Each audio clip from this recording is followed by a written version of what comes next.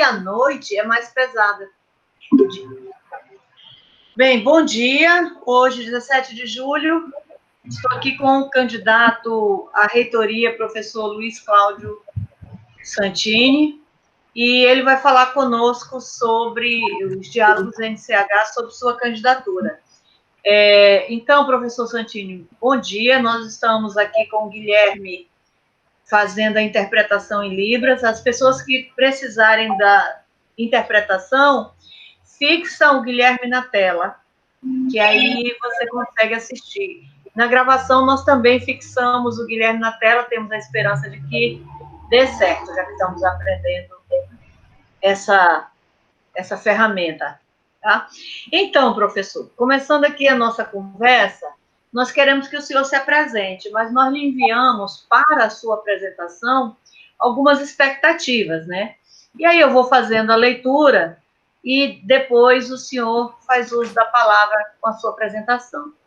A questão é a seguinte, professor, como o senhor se apresenta para a comunidade universitária pretendendo a reitoria da Unir, né? Eu gostaria que na sua resposta o senhor colocasse os princípios sobre os quais estarão assentados a sua gestão. E nisso, o que lhe motiva? Qual o seu alinhamento político em relação ao governo federal? E onde a situação atual está colocada no seu debate? Você tem alguma posição a respeito? E quando nós falamos de situação atual, nós estamos falando do contexto da pandemia, Covid-19, aula remota. E quais os critérios será formada a sua equipe de trabalho? Então, com a palavra, se apresente e, por favor, contemple essas questões. Bom, uma pequena correção, tá? A professora Walterlina é nossa companheira já de muito tempo, né? Só que ela cisma em me chamar de Luiz Cláudio, não de Cláudio Luiz. Perdão, eu tenho esse mau hábito desde que o senhor foi aluno do mestrado de desenvolvimento regional. É uma falha já instalada. Desculpe, professor. Vamos deixar, porque senão daqui a pouco vão descobrir a nossa idade, né? Porque esse mestrado já vai tempo também. Tá. Cláudio Luiz do Amaral Santini, graduado em Engenharia Mecânica. Sou paulistano, né? E vou fazer 74 anos. Vim para a Amazônia em 1969. Trabalhei durante 16 anos e meio em Manaus. E no final de 85, começo de 86, do século passado, nós viemos para Rondônia. A convite, fomos trabalhar no SEAG, hoje SEBRAE, ligado à área de projetos e à área de tecnologia.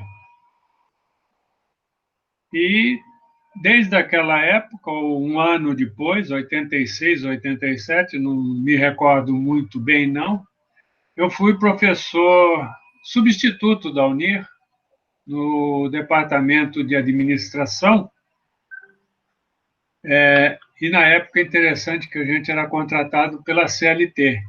Então, completados os 6 meses da disciplina, né, o segundo semestre, o nosso contrato foi revogado. Retornamos depois, em 1989, 90, como professor voluntário na mesma área, mas sempre próximo da Unir. Tanto pela minha atividade no SEBRAE, como a minha intenção de, um dia, ser Unir, ou seja, ser do quadro da Unir. E nesse caminhar, por assim dizer, nós tentamos várias vezes ingressar na Unir, mas naquela época a gente, engenheiro para poder entrar na Unir, tinha só duas áreas, que era basicamente matemática e física. E a gente queria entrar na área da gente, a área de engenharia. E sempre ficamos próximos, principalmente com o pessoal que precisava, às vezes, de algum apoio para pesquisa em laboratório, e sempre que possível, lá do Sebrae, a gente dava um apoio com equipamento, com materiais. Depois, em 95, nós fizemos o curso de agente de inovação tecnológica, e em 96 nós trouxemos esse curso em cooperação com a Unir, e esse curso foi dado uma edição, né, Agentes de Inovação Tecnológica, nesse convênio Sebrae-Unir. E a gente sempre procurando se manter próximo das atividades da Unir, tudo. Teve, inclusive, um reitor que diversas vezes me chamou de professor da Unir, sem eu ser, mas a gente sempre estava... É porque a gente estava sempre próximo, né? Aí, em 2005, né, nós viemos fazer o mestrado de Desenvolvimento Regional e Meio Ambiente. Havíamos feito antes a Engenharia da Produção, mas cumprida todas as disciplinas, quando chegou na hora da dissertação, houve um problema externo e a gente não conseguiu concluir o mestrado. Aí, em 2005, nós fizemos o mestrado em Desenvolvimento Regional e Meio Ambiente, concluímos em 2007, mas já no final de 2005, nós começamos a trabalhar indiretamente como um colaborador externo no NCT, trabalhando algumas fases iniciais das disciplinas que seriam, dos cursos que seriam contemplados no Reúne, principalmente os cursos voltados para a área tecnológica, engenharia principalmente. Em 2006, trabalhando ainda nessa mesma situação, a gente continuou nesse trabalho de aproximação, por assim dizer. Em 2007, quando terminávamos o mestrado, tivemos a oportunidade de trabalharmos indiretamente na instalação do curso de engenharia elétrica, que não contemplado no Reúne, mas que, em função de um convênio de cooperação com a Eletrobras, conseguiu recursos para a sua instalação inicial. E tivemos a oportunidade de, em 2008, aí já concursado como professor substituto da Unir, sermos professores das primeiras turmas de engenharia elétrica no curso curso que começava naquele ano. Fizemos as duas áreas que a gente trabalhava, era desenho técnico e organização industrial. E em 2008 cumprimos um ano de professor substituto e em seguida fizemos o concurso já para professor efetivo da universidade e fomos aprovados, mas mesmo antes de tomarmos posse, nós participamos da instalação e primeiro vestibular do curso de Engenharia Civil em 2009. E de lá para cá, nós temos estado no Departamento de Engenharia Acadêmico de Engenharia Civil, colaborando ainda eventualmente com o Departamento Acadêmico de Engenharia Elétrica. Em 2012, fomos participar do doutorado em Engenharia Elétrica, concluído em 2017, né, com a defesa da tese, e eletrônica de potência. E, desde essa data, em setembro, nós fizemos a nossa defesa, em outubro saiu, quer dizer, em setembro mesmo, saiu o resultado da nossa aprovação da tese de doutorado, e em outubro foi expedido o nosso diploma ou certificado de doutorado, e desde essa data estamos doutores em engenharia elétrica. Então, a nossa formação, da graduação até o doutorado, ela foi bem eclética. O engenheiro mecânico faz o desenvolvimento regional e meio ambiente, e depois faz engenharia elétrica em eletrônica de potência. Consequentemente, esse tempo todo ou já na Unir, ou então muito próximo da Unir, sempre que possível, querendo. E, finalmente, em 2009, a gente conseguiu ingressar na Universidade Federal de Rondônia, o que muito nos honra.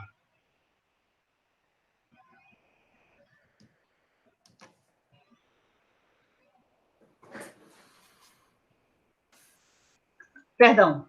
Professor, mas a gente gostaria que o senhor incluísse na sua trajetória, um pouco para dizer para o eleitor, no caso, o foco inicial aqui é o núcleo de ciências humanas, que hoje tem 13 cursos, se contarmos que 3 cursos têm licenciatura e bacharelado.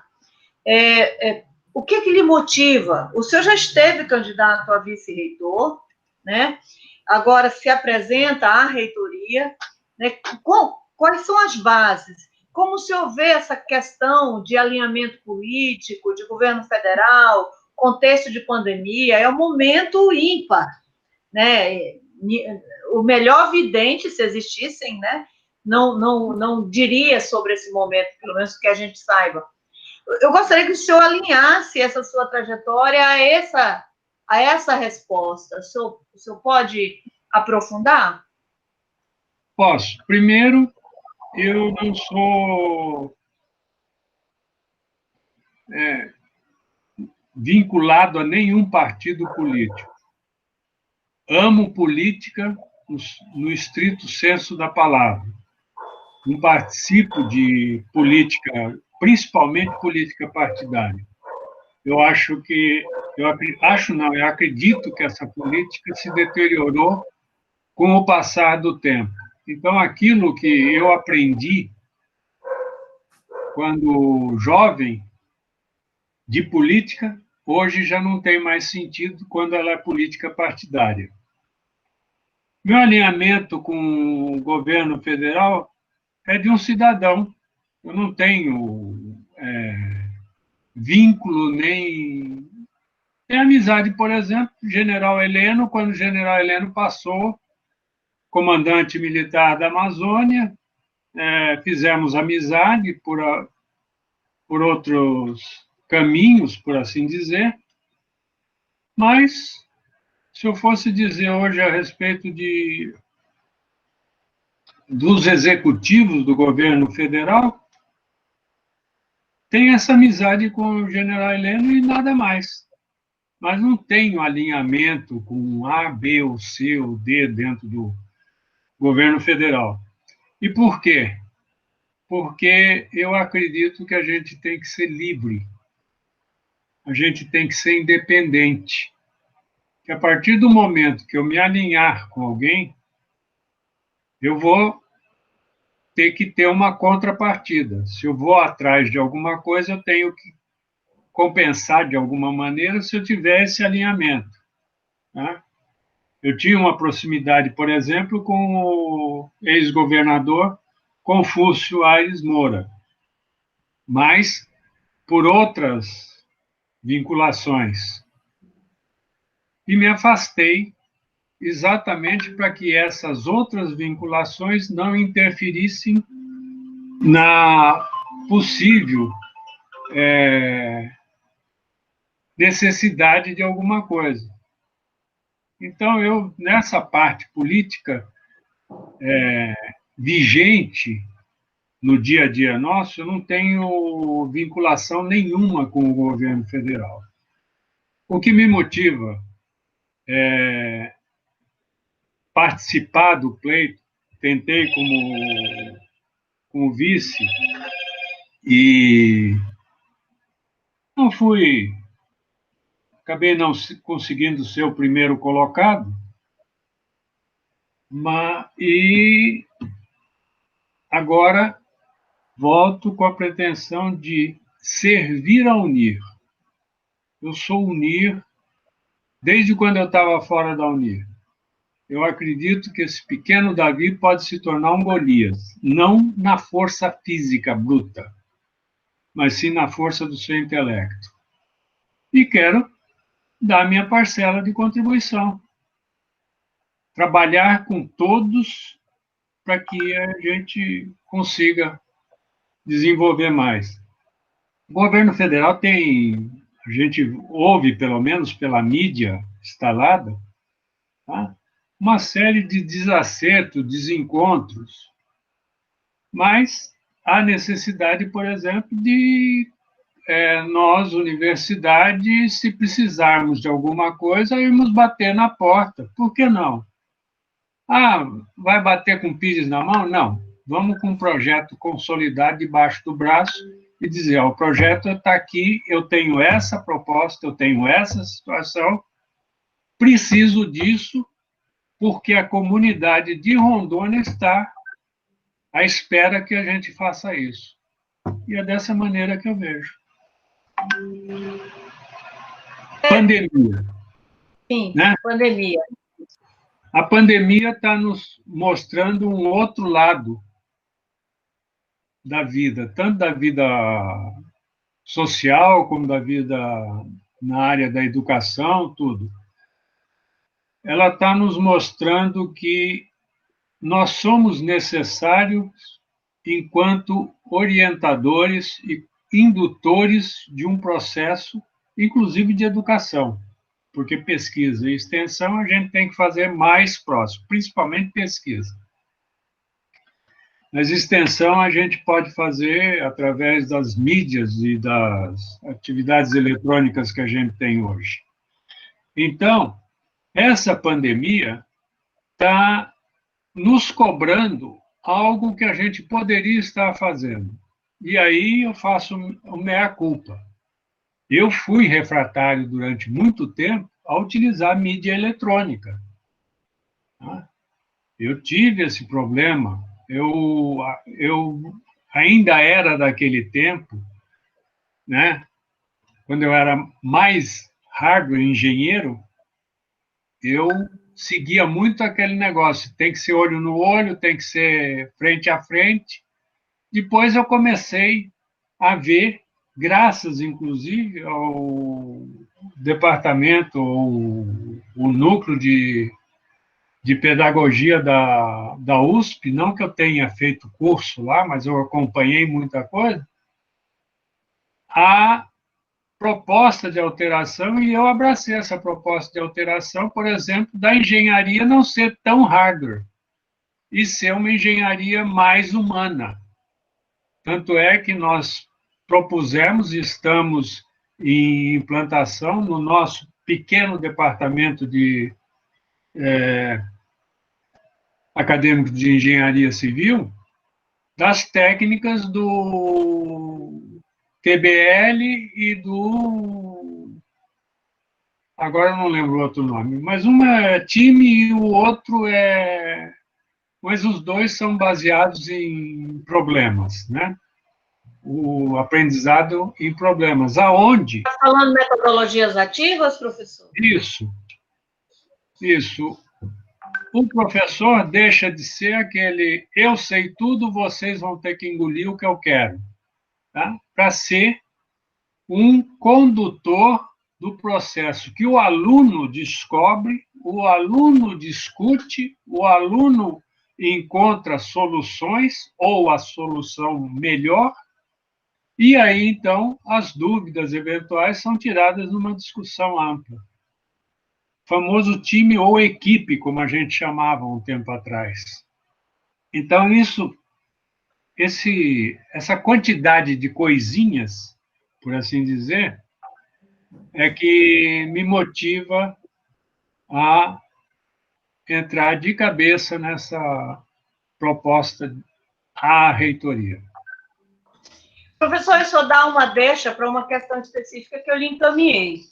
Eu tenho acompanhado na posição, embora de longe, sem informações completas, né, eu tenho acompanhado algumas iniciativas do Núcleo de Tecnologia, né, nós temos aproximações não muito claras, mas algumas, tanto no conselho quanto alguns diálogos, em relação, por exemplo, ao curso de arquitetura. Tem um comitê formado para um projeto, e eu perguntava sobre a possibilidade de questões que são trazidas por cursos ou professores profissionais que estão situados no núcleo de ciências humanas para esse debate de um possível curso de arquitetura. É claro que isso não é uma discussão da sua candidatura, é uma discussão de núcleo. Mas eu lhe encaminhei, então, uma resultante de uma percepção que eu tive ao tentar me aproximar dessa conversa no núcleo de tecnologia. Me parece que do campo das ciências humanas, os cursos que nós temos, os profissionais que nós temos, seria um núcleo muito voltado para o diletantismo, onde faltaria a objetividade das tecnologias ou das engenharias, e que, portanto, a área que, no máximo, se aproximaria do núcleo de tecnologia seria geografia. Né? O que o senhor pensa? Não tem espaço para as humanidades no projeto de arquitetura, e sabemos que tem um projeto também de um curso desse no campus de Cacoal. Né? E se estamos aprendendo, por exemplo, as possibilidades das mídias, a possibilidade positiva, que é essa que potencializa tempo, espaço, recurso, né? A questão do acesso está numa outra questão que eu coloquei para o senhor. Então, engenharias e humanas objetividade versus diletantismo, o que o senhor pensa, o senhor como reitor, como é que conduziria o diálogo entre essas áreas? Bom, até bem pouquíssimo tempo atrás, eu concordo plenamente. Engenharia, você falava tecnologia, artesianismo, tá? Horizontal, vertical, a soma tem que ser exata, quando ela não é exata, pelo menos ela dá uma dízima periódica, mas é um número constante, né? E cada lado via o seu lado, esquecia às vezes de ver o lado do outro. Eu acho que, bom, nós vamos cair na conversa meio pessoal. Você se recorda que há 2 anos atrás eu te procurei para que nós incluíssemos no curso de engenharia a formação didático-pedagógica dos engenheiros. Por quê? Porque eu acredito, e essa é a minha proposta, é que nós temos que, não é formar engenheiros para, eventualmente, depois, através de concursos, serem professores, mas sim que esses engenheiros já tenham a bagagem e alguma habilitação para poder ser professor. Eu, por exemplo, quando eu fui dar aula a primeira vez, eu me senti um estranho, porque eu não tinha didática nenhuma. Com relação especificamente ao curso de arquitetura, o curso de arquitetura, inclusive,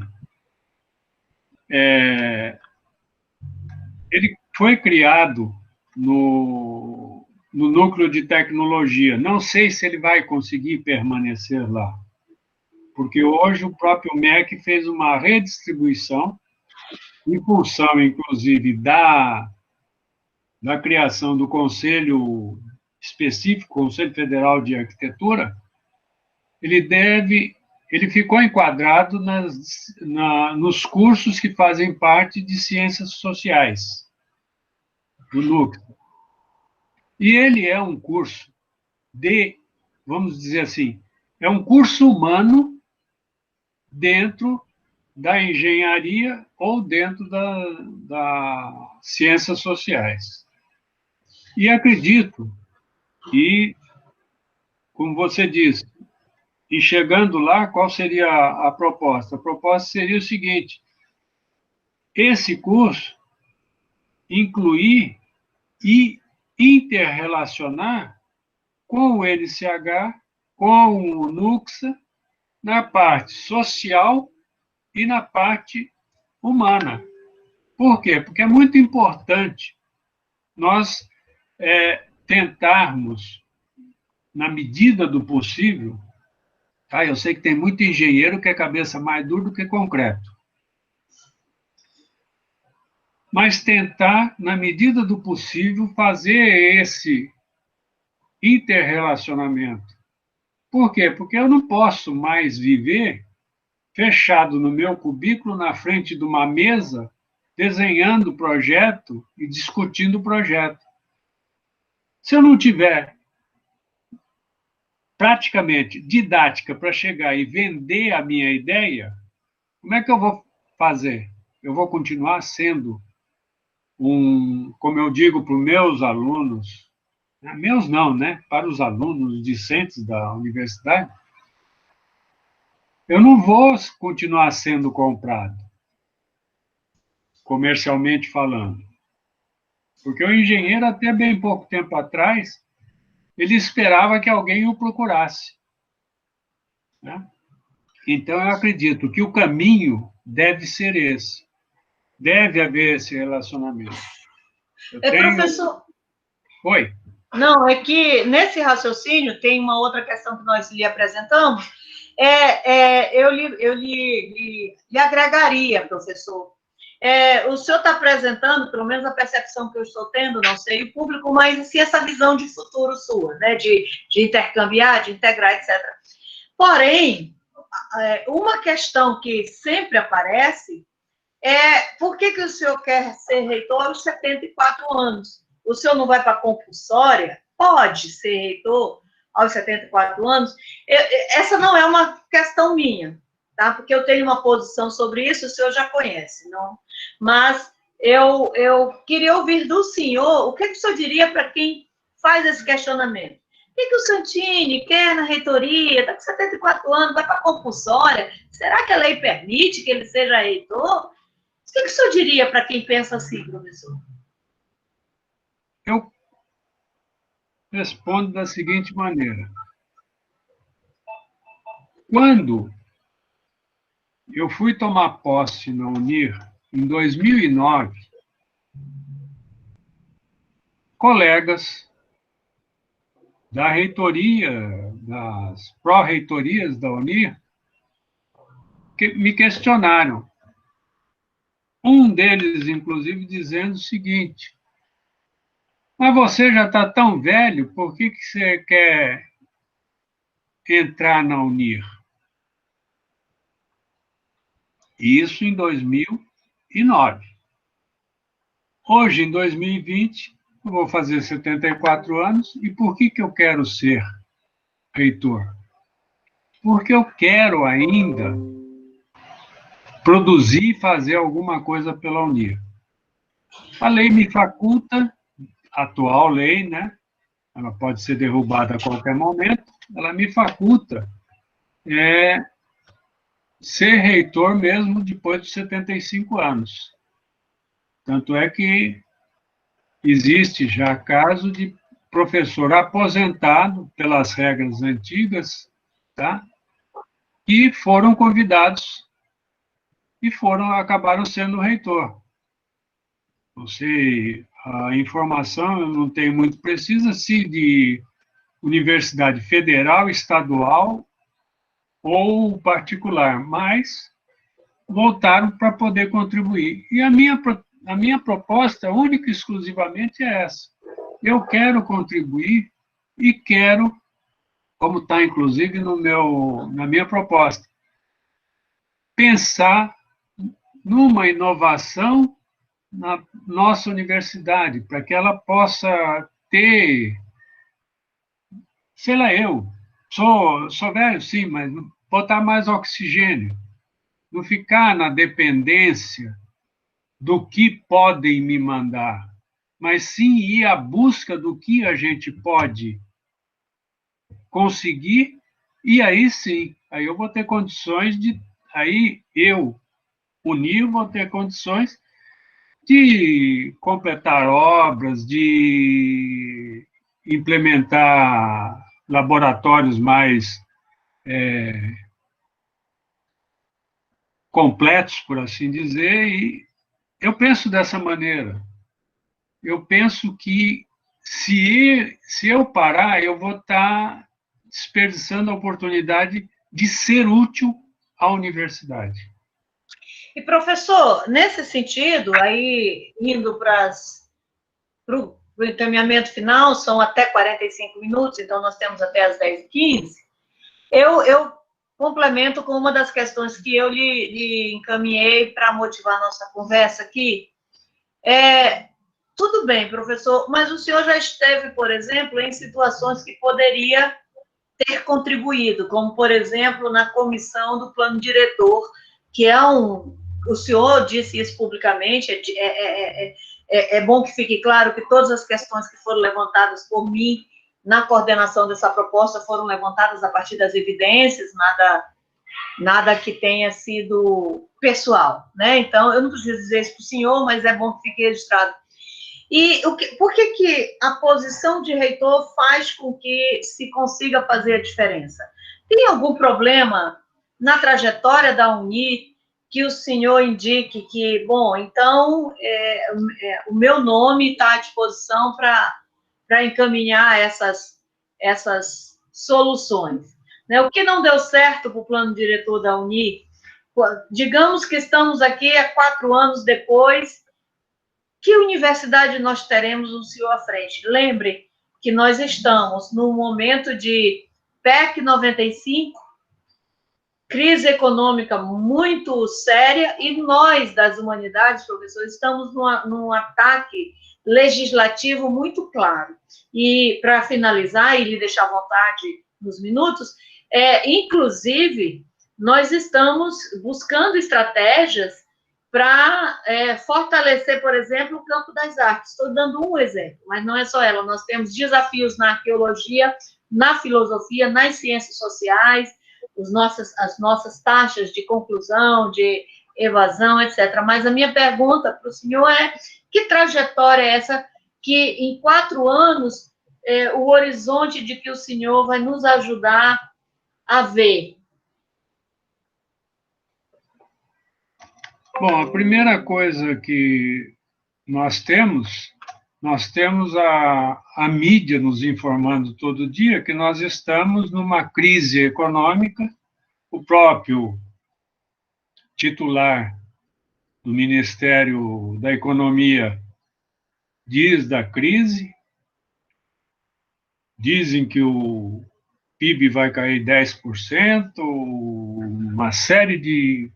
Quer dizer, vai cair não, vai ficar negativo em 10%. Mas nós temos que observar o seguinte: existem recursos financeiros, que é o que acaba sendo a mola propulsora das coisas, nos bancos oficiais e em ministérios. Tá? O problema é que a gente tem que ver qual é a chave que a gente vai usar, qual é o sistema que a gente vai adotar para ir atrás. Eu, como tenho, dentro da minha formação profissional, aquela famosa frase, o não eu já tenho, qualquer coisa que eu conseguir de positivo, eu vou atrás. Então, qualquer coisa que a gente conseguir, além daquilo que nós recebemos do MEC, é para ir procurar, é para ir atrás. Não vem aqui nenhuma observação do que aconteceu ou do que pode ter dado uma freada na atividade da universidade. É um sistema que eu aprendi quando era do Sebrae, que a gente fazia o nosso orçamento dentro das nossas necessidades e levávamos ao Sebrae. Se o Sebrae pudesse nos atender plenamente na nossa proposta, ótimo. Se ele não pudesse, a gente ia bater nos ministérios mais ligados à atividade e dizer, ó, eu recebi isso do meu ministério, da minha área, mas eu estou precisando disso, o projeto está aqui, a proposta está aqui, são fatos, não são pensamentos. Então, é dessa maneira que eu vejo. Com relação ao plano diretor, nós que participamos, pelo menos de um pedaço dele, da última edição, nós sentimos que ainda nós estamos com um pensamento muito polarizado.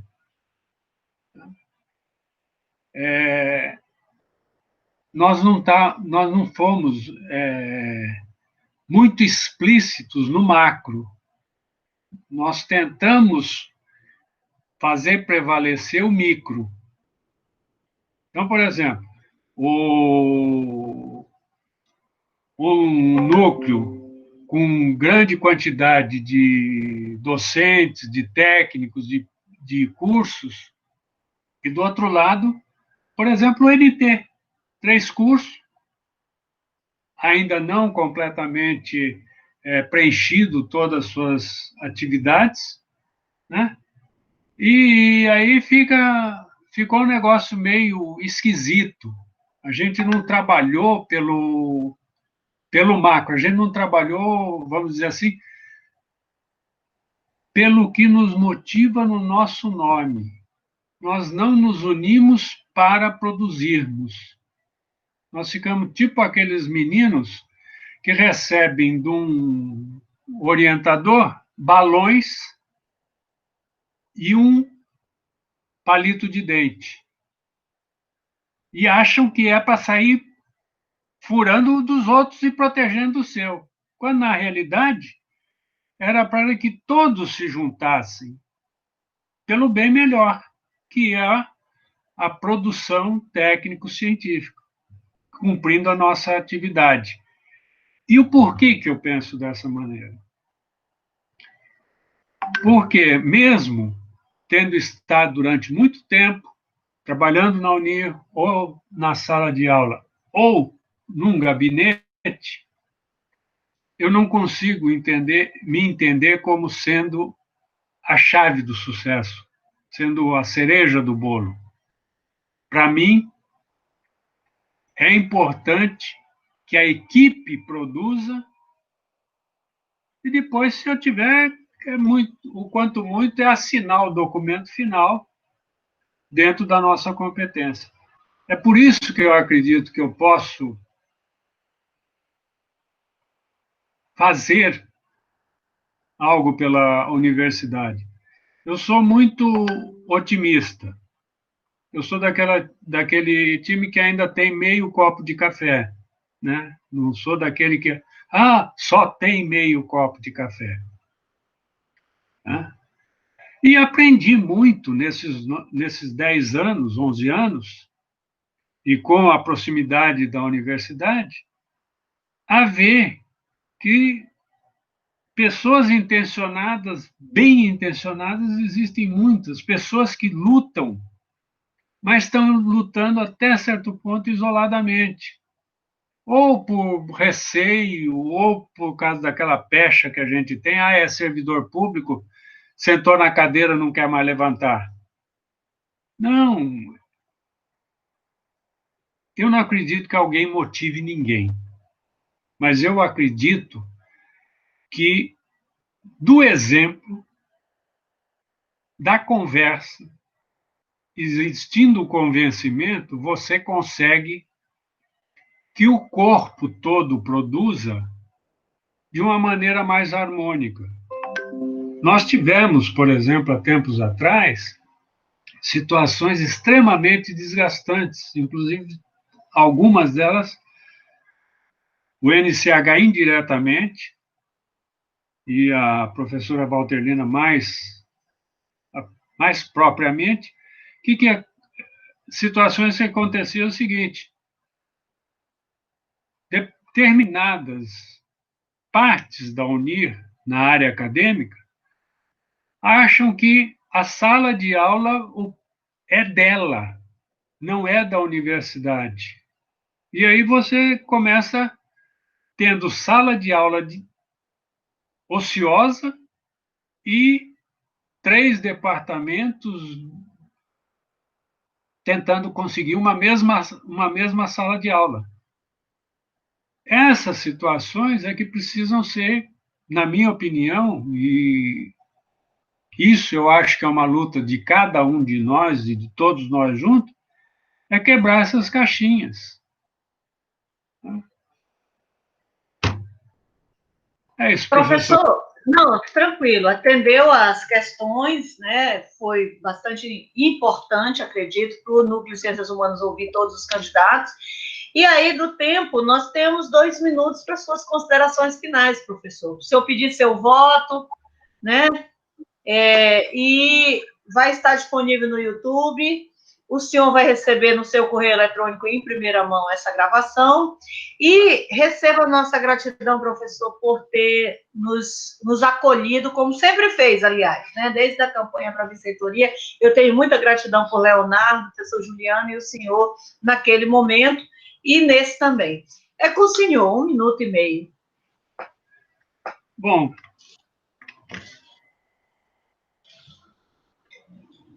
é gozado, né? Mas a gente acaba dizendo o seguinte: meu número é 40. Isso eu acho o tipo da coisa jocosa, né? A gente briga para ter uma cara, mas na realidade a gente acaba sempre sendo um número, né? Essa é uma das coisas que, inclusive, me chateia, por assim dizer. Mas, já que a gente está nesse contexto, então meu número é 40. Eu posso dizer o seguinte: nessa minha trajetória, dentro da UNIR, todos os docentes, todos os titulares de cargo, com quem eu estive, com quem eu convivi, foram meus professores orientadores, não professores daquele sistema antigo. Cristina, Berenice, Januário, Ari. Para aqueles que não sabem, Ariotti foi o meu primeiro orientador na minha segunda especialização. Eu não o conhecia, nem ele me conhecia, e acabou sendo meu orientador, e falamos de um assunto que nós dois não tínhamos conhecimento. Ou seja, tratamento do couro do peixe amazônico. Tem 1 minuto, e nesse 1 minuto eu só queria dizer o seguinte: eu agradeço, e mesmo não sendo, me sinto parte integrante do NCH. Obrigado. Então, obrigada a todos os presentes, e fica aí novamente o convite para que nossos departamentos do Núcleo de Ciências Humanas chamem os candidatos, aprofundem as conversas que estarão disponíveis. Um lindo dia e seguimos adiante. Até logo. Obrigada. Até logo.